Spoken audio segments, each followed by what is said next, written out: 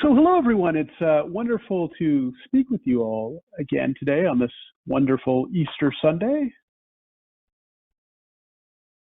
And of course, as Derek said, today my presentation is lucky number, and of course that's day 13 of the Tao of Joy Every Day. And the subtitle I've chosen for this presentation is "We Get to Make Our Own Luck."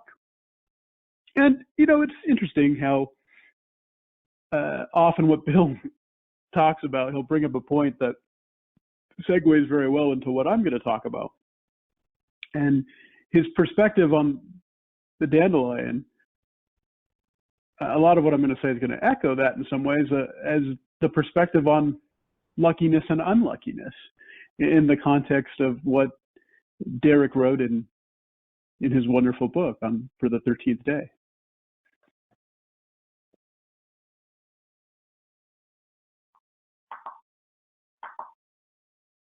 Okay, so I want to start off by talking about the 13th floor of buildings.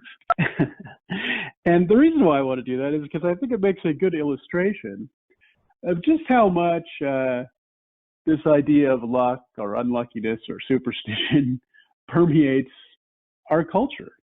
I don't know if it permeates other cultures as much. I'm not versed on that. I'm versed on this culture. But I can tell you, I'm always surprised when I'm in a building of a skyscraper, and I used to work in two different ones. The last company I worked for, it was at a facility with twin skyscrapers, and we were on the 5th floor of our office was on the 5th floor of one building, and we ended up moving because I think we got cheaper rent at the other building, so we moved to the 8th floor of the other building. But both of those skyscrapers had 20-something floors, I believe. And of course, sure enough, there was no 13th floor. Of course, there was a 13th floor, but it wasn't designated as the 13th floor. It was designated as the 14th floor. 13 was just skipped. And this is a fairly common occurrence. I encounter this quite a bit. Not always. Some buildings will list the 13th floor as the 13th floor. But it just goes to show how entrenched these ideas of lucky and unlucky numbers are in the culture. And how seriously some people take it, and what it does, what it can do. It's very fear-based, really. This fear that the number 13 is somehow bad. And Derek points this out. I didn't know. And of course, I remembered it when I reread the chapter in preparation. But there's an actual phobia of the number 13. I wasn't aware of that. Or I'd forgotten. But it really does come down to perspective. Are you going to look at the number 13 as either unlucky or lucky? It happened. 13 happened to be. It makes me think of my mother, because it was oddly enough her lucky number, despite the fact that she was actually a pretty superstitious person, as people go. And somehow I did not inherit that, because have never really been quite like that. But I do see it in quite a lot. I even at work with numbers, oftentimes an invoice will come up and it'll be $666 or $6.66 or something like that. And I've seen this happen many times. There are customers who will literally take something off the invoice, or something that they needed, they'll take off the invoice, or they'll add something that they didn't need, so that the number gets changed and isn't 666. I guess that's because of the fear. That number, I guess, is associated with the devil somehow, and that makes them fearful. And oftentimes I see people rejoice if they hit like 777 or something like that. 7, I guess, is viewed as a lucky number somehow. And it's just funny. The idea is, to me, it's funny. The idea is that we latch on to lucky numbers, whether numbers are lucky, and brings up a larger context of how you look at your life. Do you look at your life as lucky or unlucky, or neither? And it really does come down to perspective, how we look at things plays a big role. And of course, reality is what reality is. And in the context of the skyscraper example, there's still a 13th floor. It's just designated as the 14th floor. Is it the designation that makes it unlucky? Or is it the fact that it's 13th floor itself? It's such a ridiculous premise to me. But there are people who take that very seriously. Enough to where it makes you wonder, like, is there a building code in certain areas that you can't have a 13th floor? I don't know. It's a curious thing, but it just goes to show you just how much an idea like that can permeate this culture, and probably other cultures too. My guess is that there's superstitions that are maybe different in other cultures, and maybe some are the same. My guess is probably every human culture has some superstition in it. So numbers, are they lucky or are they otherwise? Well, I mean, to me, numbers are valuable. And certainly when it comes to what number you're going to get at a roll of the dice, say, well, a lot of it is probability. And does probability work? Well, ask a casino owner. Absolutely, probability works. It's not luck or unlucky. It's not lucky or unlucky in a casino. And the casino owners or investors, they're willing to bet real money on that probability, because they know regardless of the outcome of any one roll of the dice or draw of the cards or spin of the roulette wheel or whatever, or spin of the slot machine wheels, whatever the single outcome is, they know over the course of the many spins and rolls and draws of the cards that they're mathematically guaranteed to come out ahead. There's really not much luck involved at all, really, when you look at it in that greater context.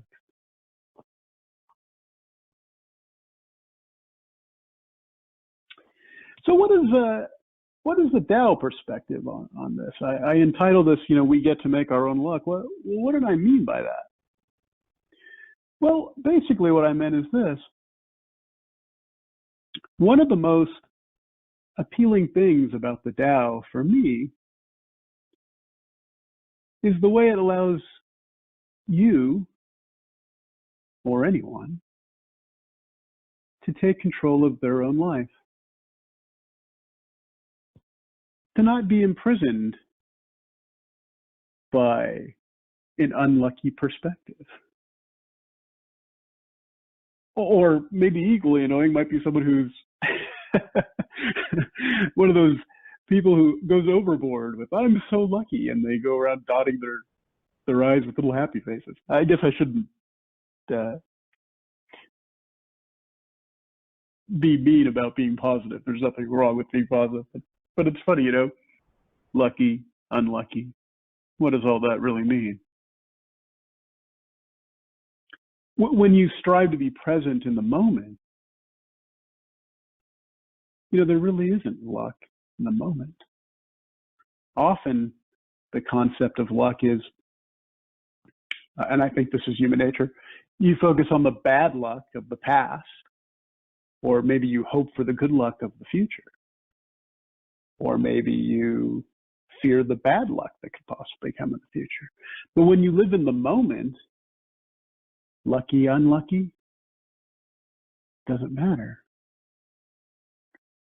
The fact that you're there in every moment of your life, that's where all the joy is. That's where all the luck is. In the calm reality of being. The luck of being alive today. The luck of waking up and seeing the sunrise. I can find good luck almost in any situation these days. If tomorrow on the way to work, my car broke down, I could find the good luck of the fact that I even had a car to begin with. that I have a mechanic that I trust that I know will fix it for me, that I have AAA. I can call them and they'll tow me where I need to go. If I get to work and it's a typical Monday and something happens with the system, yeah, we can't process everything we need to do for the business on Monday. Well, I've been in those situations before. I kind of know what to do. Every problem might be a little unique, but I feel lucky in the fact that, hey, it's job security. There's something urgent to do. That's a good thing. I'll work together with the people I work with and we'll come up with solutions. I can find the good luck in almost anything these days. But it wasn't always so. Often, I actively looked for the bad luck and found it in spades. So perspective has a lot to do with a luck and unluckiness. In the present moment of your life, if you're there, if you're present, if you're experiencing life moment to moment, luck doesn't even come across the landscape. It's just what is. And that's the wonderful thing about the Tao is it is about being calmly in the moment, being present in the moment of your own life, not fretting about the past, not worrying about the future, but with confidence knowing that being in the moment, you can handle the moment, whatever that moment is, good or bad. And of course, good or bad are the descriptions we put on things.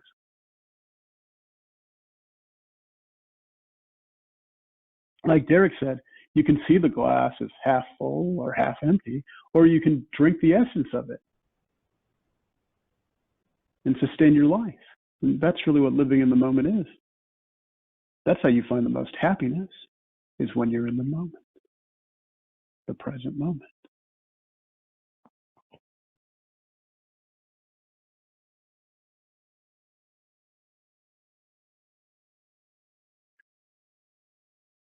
You know, it's funny when I see people enthralled in fear over things that really there's no need to be fearful of. I often think of my mother because she was extremely superstitious. But interestingly enough, at the end of her life, and I remember this because it was about 2 weeks before she took ill with cancer. It was Halloween night. And it was the reason I remember it is the last night I ever went trick-or-treating. And when I came home, I'll never forget the image of her sitting on the couch wearing a witch's hat. And I walked in the door and we talked. And she told me that an insurance salesman had come to the door and sold her a life insurance policy that would pay off the house if she died. And I looked at her, I said, really? I go, you let him in, huh? Because one of her superstitions was that if a salesman ever comes to the door to sell you a life insurance policy, it means you're going to die. And so I teased her. Well, here's an interesting story, and I don't attribute this to luck at all, and I don't know whether she did or not. But 2 weeks after that, she took the physical and passed with flying colors. And a week or so after that, she became symptomatic and had sort of like a stomach flu thing going on, you know, which I didn't think much of because, well, she bounced back from illness pretty quickly usually. But not this time. It turned out it was cancer. And 4 months later, she passed away. Now, it wasn't because the shirt salesman came to the door. It was her time.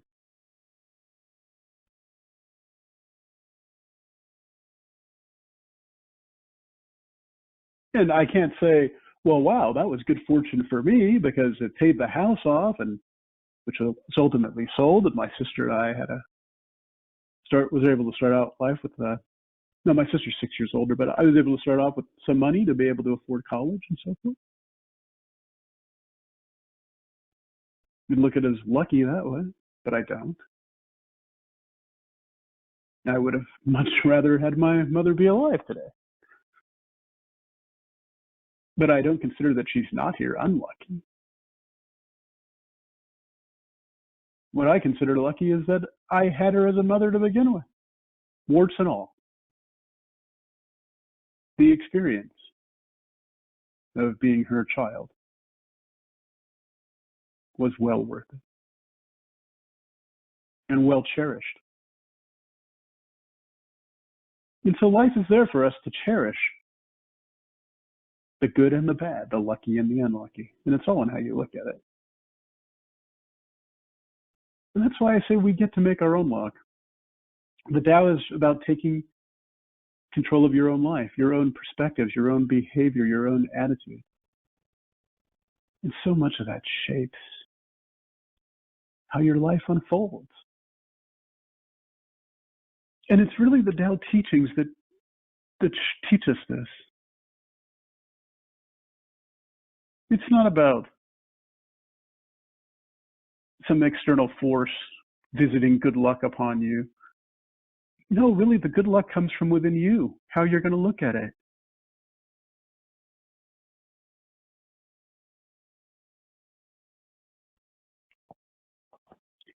Life is an incredible gift, and none of us know how much we have left to live. So every moment that we get is such an incredible treasure. And the Tao really helped me understand that.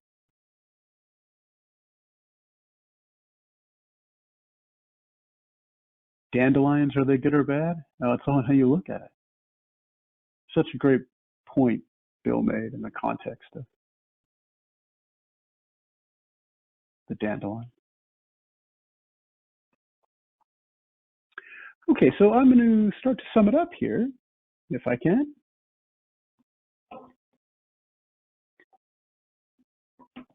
Superstition still permeates Western culture.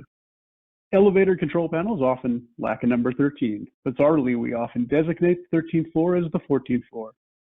Practices like this reveal our irrational fears.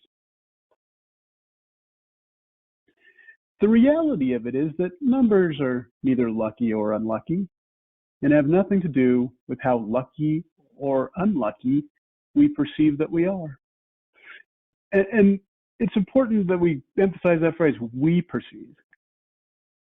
Perception is something that we color to some degree, and it's unique to us as well. We all know in the ballpark what red looks like, but you can never know specifically what red looks like to me, and I can never know specifically what red looks like to you.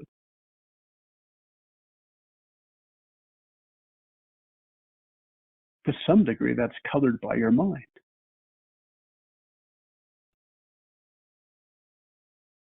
And so too it is with lucky, unlucky.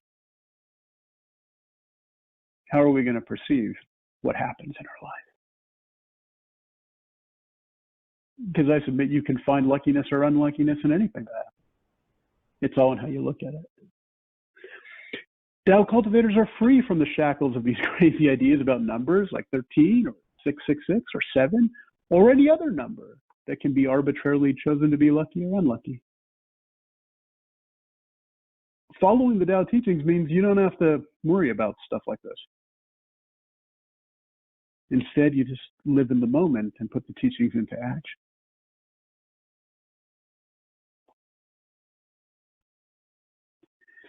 We have control over our internal life. If we calmly live in the present moment, the good luck that comes from cultivating that skill will radiate outward to the external world and can often appear as wonderful luck. In reality, your acceptance of the moment will allow you to make the most of any moment of your life. Good situations, bad situations, lucky situations, unlucky situations, doesn't matter. What matters is how you face it. That's what you have control over. The Tao, or life, reigns on the good and the bad. The sun shines on the good and the bad. It's the living itself that's so important. And even the suffering, even the death that we eventually will all face, even that, the experience of that, likely has something to teach us too. Last week, Derek talked about, doesn't make sense that this life should be wasteful, that when we die, we start over. We have to start over. I mean, to some degree, yeah, I guess we do probably have to start over. I have it on authority from my parents that I didn't know how to walk and talk at birth. That's something I learned. If I was here in a past life, well, I'm guessing I knew how to walk and talk. But at the same time, I understood Derek's point. Nothing goes to waste. Life is a gift, and it took me a long time to realize and appreciate that gift. So my message today is, luck doesn't matter. What does matter is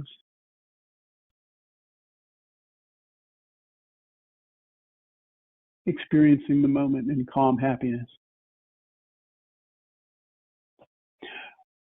Okay, so like always, I want to end with a book recommendation, The Tao of Joy Every Day, a great book to use daily to help one study and learn the Tao teachings and put them into action.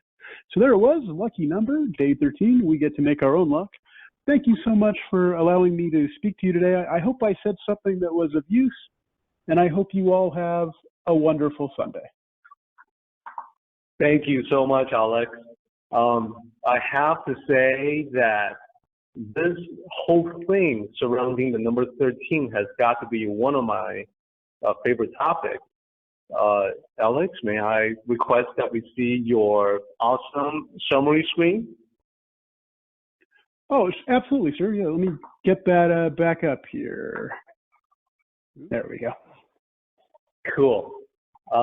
Yeah, so like I said, this is one of my favorite topics. There's, and you are right, there's a specific word for that.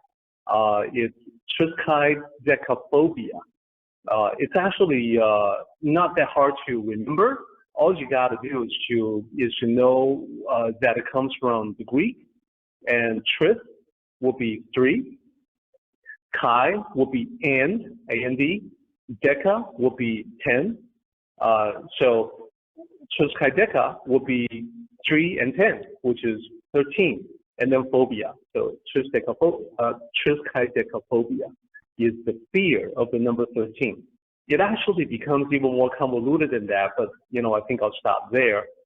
There is also a specific word for the fear of Friday the 13th, and that's where you bring in Frigga.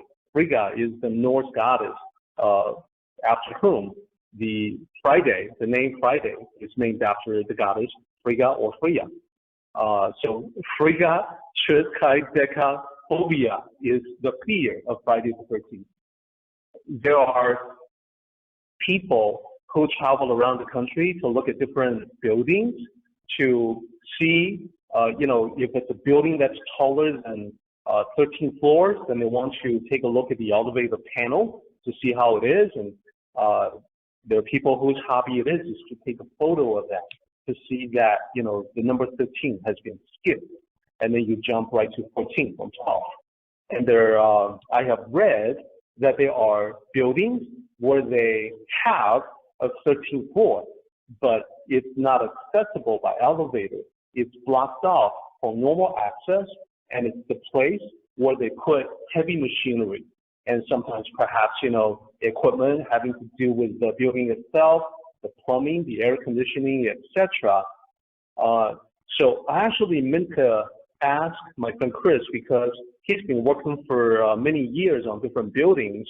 So I'm kind of curious if he has ever seen examples of buildings where the actual 13th floor is blocked off and reserved for heavy equipment.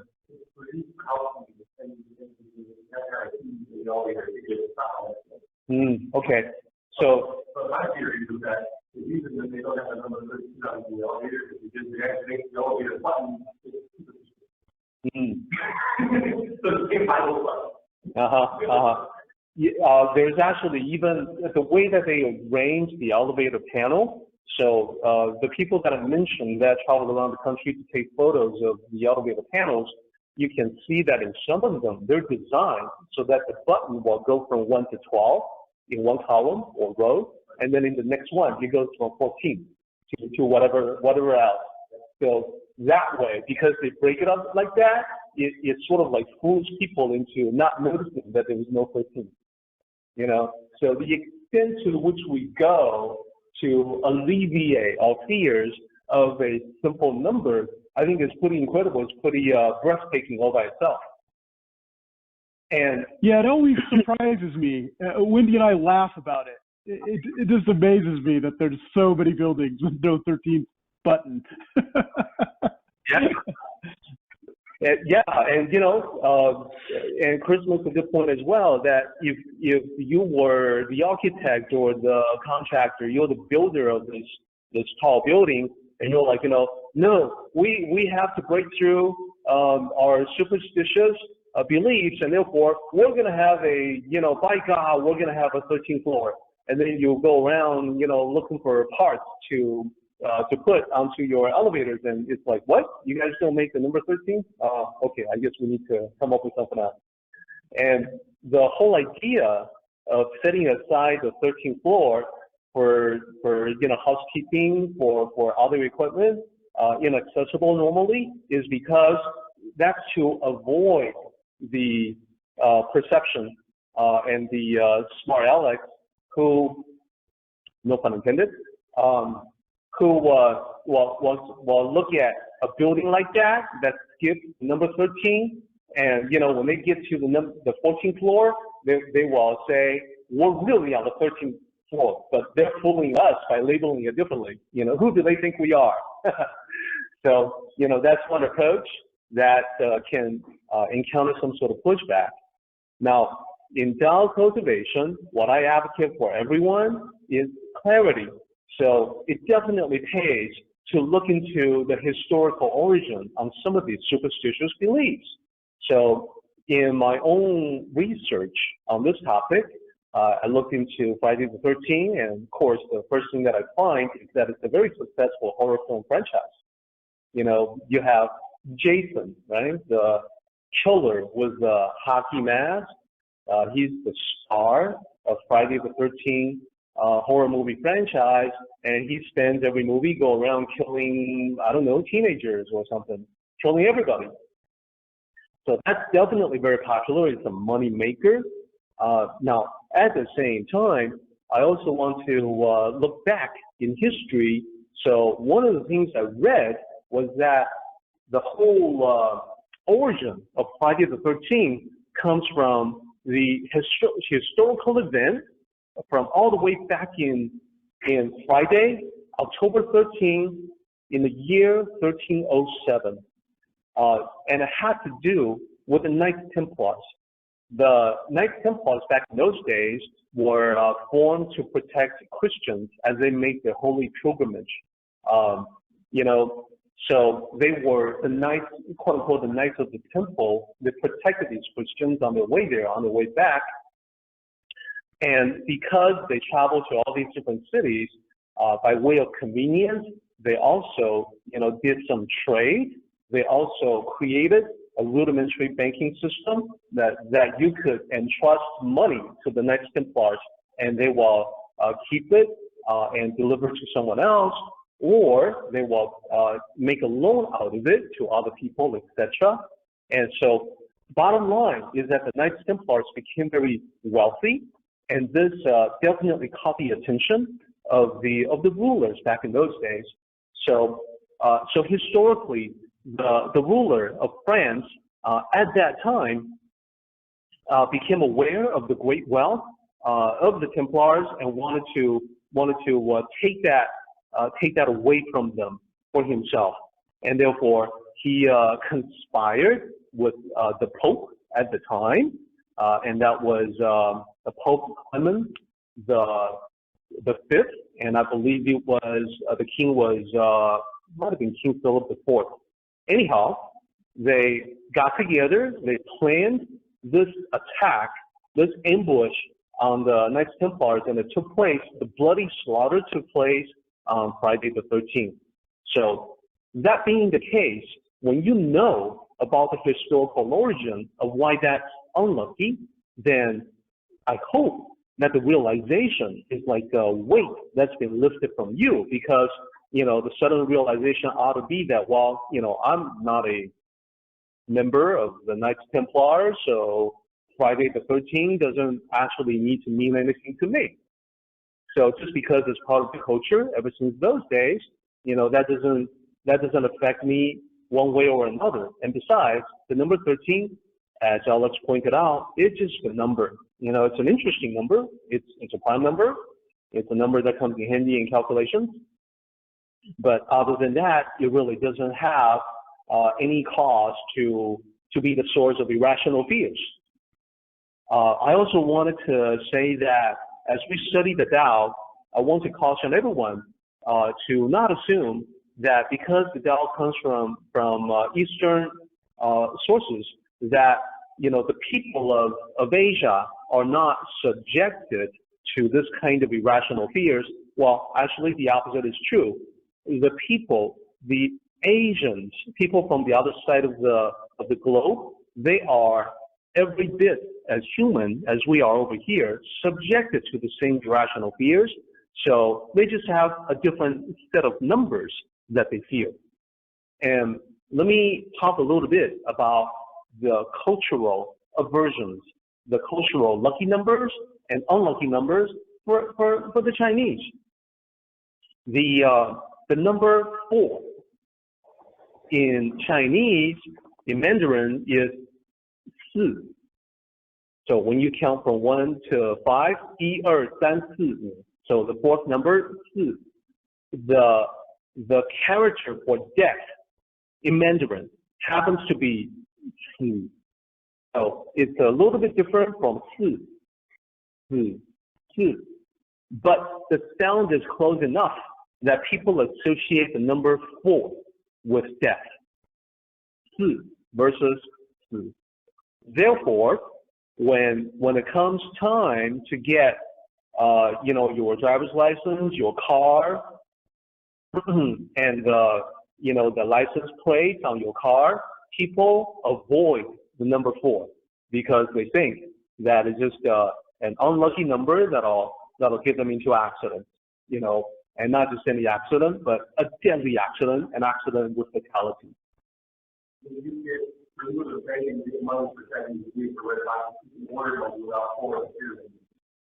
Yeah. So for the same reason, when it comes to Chinese New Year, when you want to give out the quote unquote the lucky money, you want to you know, get the ones without the 4, the number 4. So what about the opposite way? What about the lucky numbers? Well, for the Chinese, and this is especially true in the southern parts of China, the number 8 is Ba, which rhymes with a character for being prosperous. Ba. So it's Ba versus Ba. So when you, in Chinese, in Mandarin, when you repeat a character 2 times, it's for extra emphasis. So Ba Ba 8 8 would be Fa Fa, which is even more auspicious, even luckier. And it also rhymes. It's also the same sound as the Mandarin for father, Baba. So August the 8th is Father's Day, but that's kind of a separate thing. Let me stick to the lucky part. So the Fa and Ba, those become lucky numbers. So people want the number 8, you know, for like the house number, apartment number, stuff like that. Well, let me tell everyone a true story about one of the places where I have worked. It's the largest bank in Southern California at the time. It was called IndyMac Bank. So IndyMac Bank, I got a job there. I was really happy. It was a big bank. That's what I wanted to do. I showed up at work and I noticed that the building, the headquarters building, the street number on that was 888, 888. So 555. That's really auspicious. That's really lucky. And I'm thinking to myself as I report to work, many years ago, I'm thinking, well, there's no luckier number than this. For all the banks in Southern California, I'm pretty sure this is the luckiest number, perhaps in the entire country. I don't know. Well, years later, in the mortgage crisis, this is back in 2007, what happened was that the security-backed mortgage-backed securities went belly up. It was a house of cards that collapsed upon itself. This particular bank with 888, as the prominently displayed number of its address, well, they were a specialist in that field, the mortgage-backed securities. So when that market collapsed, the bank did as well. And so literally federal agents came in to take the CEO away in chains. So the whole bank collapsed. And as I looked at our boss being led away, by the feds, I was thinking maybe there's nothing to this whole idea about 888 being lucky after all. So I just wanted to relay that to you to illustrate that just as, numbers cannot make you unlucky, they also cannot make you lucky. And this was a real life proof of that concept. So, Alex, thank you for taking me into this topic, one of my favorites, as I said.